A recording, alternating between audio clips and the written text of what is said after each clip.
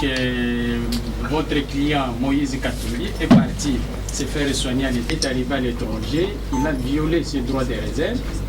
Et pourquoi est-ce que vous ne l'avez pas?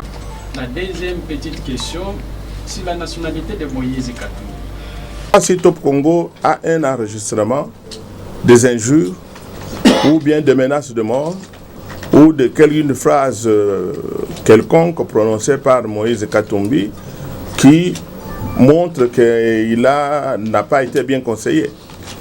Et il va de soi que le droit de réserve n'exclut pas l'usage normal de ces droits fondamentaux, notamment le droit d'aller et venir, ainsi que la liberté d'expression. Et jusqu'à présent, je demande à celui qui aurait des preuves de nous les amener, si jamais, quelque part, vous avez entendu, à part les montages dont nous parlerons et dont vous aurez les éléments de contre-preuve tout à l'heure, Moïse Katumbi a respecté son droit de réserve. Il a toujours été très respectueux des institutions. La preuve est que, malgré les difficultés, il a continué à écrire des lettres pour demander à revenir. Et ces lettres avaient copie aux plus hautes autorités de la République. Donc la réserve a été bien respectée. Par contre, nous pensons que c'est plutôt de l'autre côté qu'on n'a pas respecté cette réserve. Et c'est l'occasion de justement dénoncer ce montage. Et vous avez bien fait de poser la question, M. Cyril Milandou, sur la réserve, pendant que le procureur général de la République avait autorisé notre client d'aller se faire soigner à l'étranger.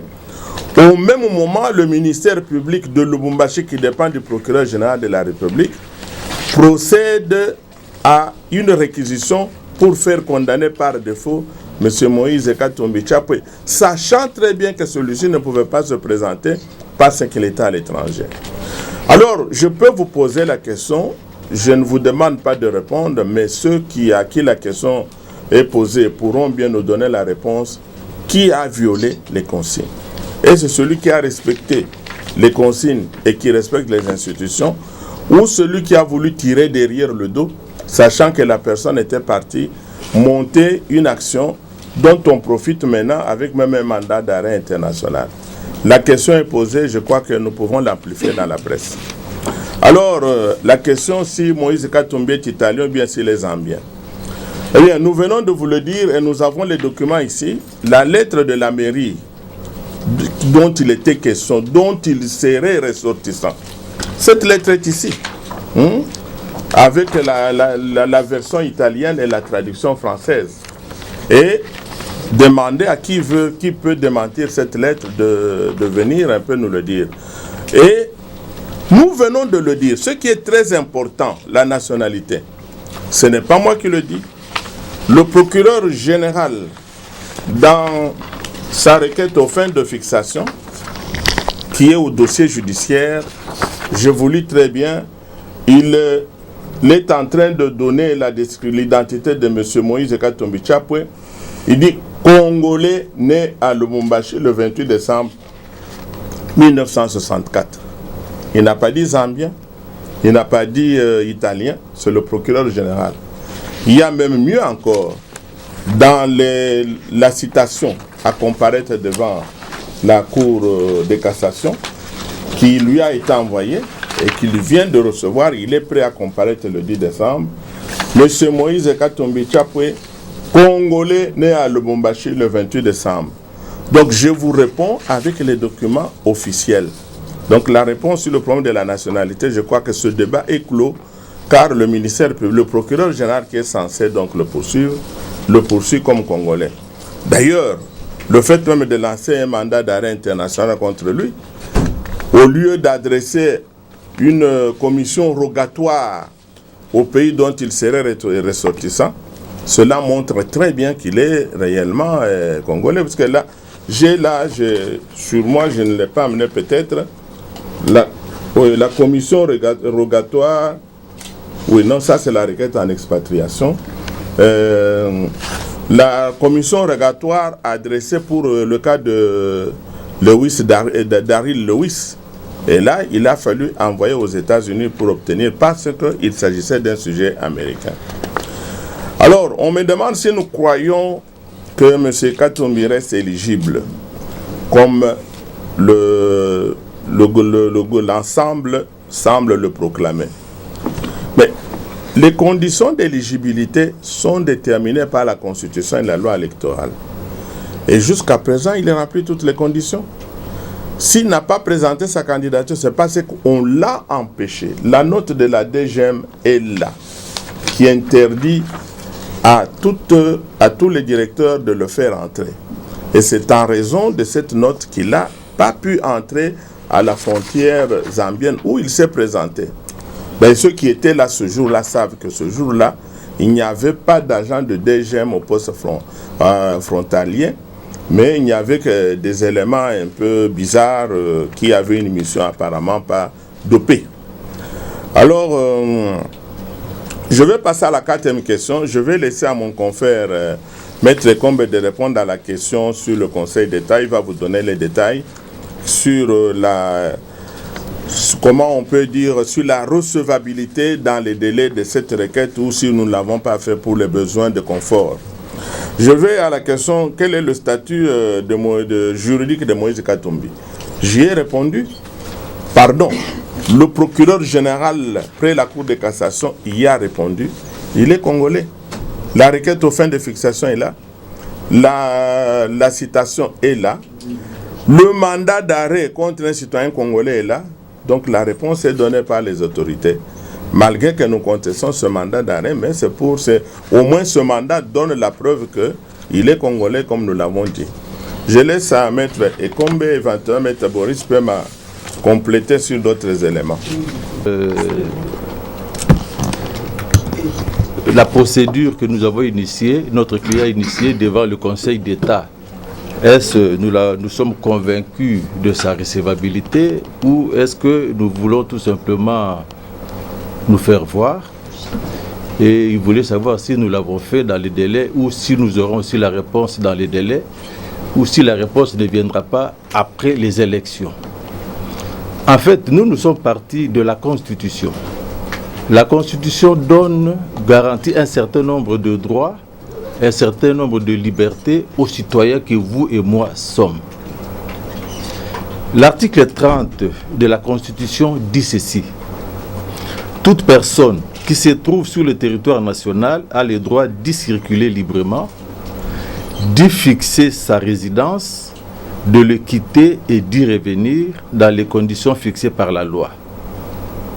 Aucun Congolais ne peut être ni expulsé du territoire de la République, ni être contraint à l'exil, ni être forcé à habiter hors de sa résidence habituelle.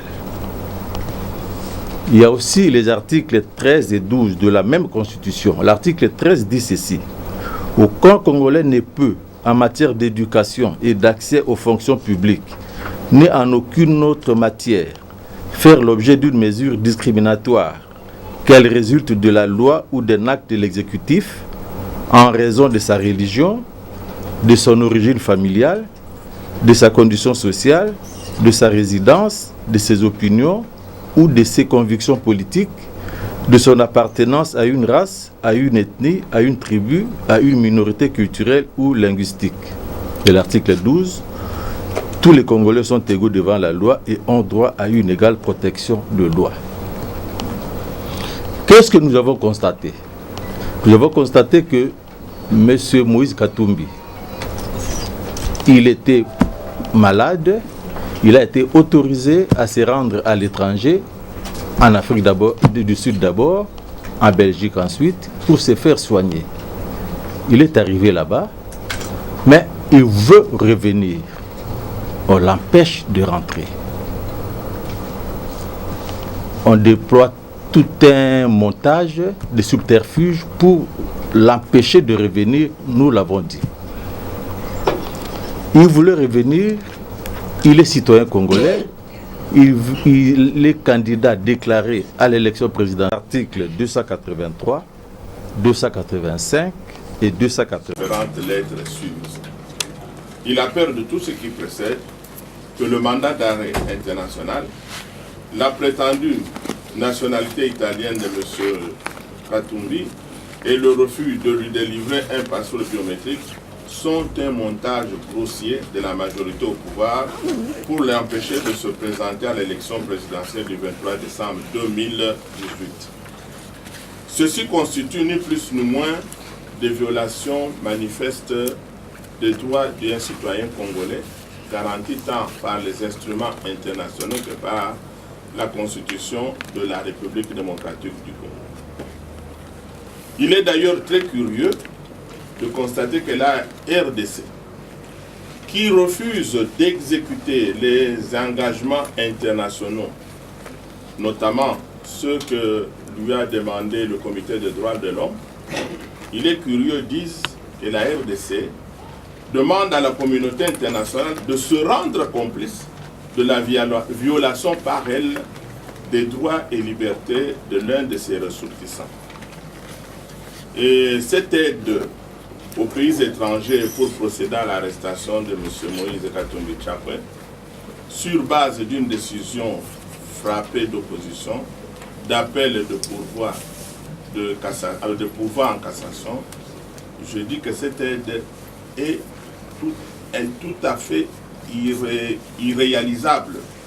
Et nous pensons qu'aucun pays respectant les droits de l'homme et garantissant les instruments internationaux ne peut se perdre dans de tels méandres.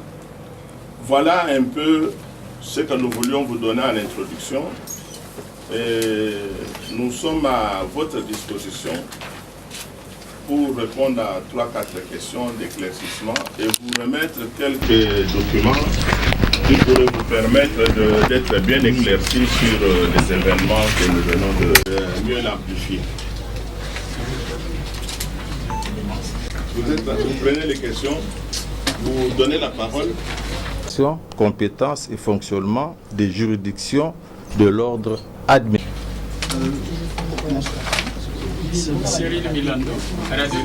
Bonjour, ndeko nyonso balandi ya 3fois.w.com. Tozali kopesa advice to tozali kosa publicité moko po na nzela ya Info 16. Awa tozali na kati ya Sheffield, donc tozali ko présenter tout tozali ko représenter Sheffield, tozali ko représenter Info 16 na kati ya Sheffield. Abengi bino nyonso boza partout dans le monde. Pour s'abonner na kati ya site na biso o ezali www.info16.com. Kota na kati okozwa information nyonso oyo okosepela na yango. Bye. Hello, I'm Sheila Fonsu, originally from Angola. I'm here to talk about the Info6 website, which is an amazing that I would definitely recommend for you. If you are interested in fashion, shopping, politics, whatever, this website would be the perfect because it will give you like information about everything around all over the world. If you are a foreign student like me who is in England and from Angola and want to get more information about back home, please do so. The website will be down here. It's www.info6.com. Please do it now. I'll see you. Muito bom dia, boa tarde, boa noite. Gostaria de vos convidar para subscreverem o canal www.info16.com. Nesse canal você vai encontrar muitas informações, qualquer informação que você quiser, política, música, moda, fashion, educação. Então subscrevam esse canal e fiquem em paz. Bokota na Info6, bokozwa information solo. Please subscribe to www.info16.com. Like the video, watch the video, info16.com. Like the video, watch the video. Botala Info16, Botala Info16, Botala Info16. Sit Iban Omboka. Sit Iban Omboka.